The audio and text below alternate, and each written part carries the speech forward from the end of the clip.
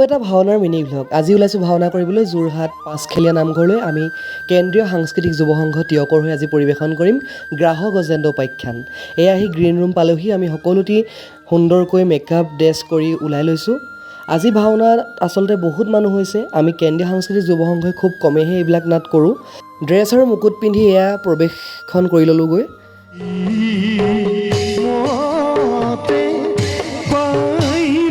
মাজতে আপোনালোকক ভাওনাৰ অকণমান ক্লিপ আপোনালোকলৈ আগবঢ়াইছোঁ কেনেকৈনো হুহুৱে অভিভপ্ত হৈ গ্ৰাহ আৰু গজেন্দ্ৰনো আচলতে কি হৈছিল প্ৰকৃততে সেয়া অকণমানকৈ আপোনালোকলৈ আগবঢ়াইছোঁ চাব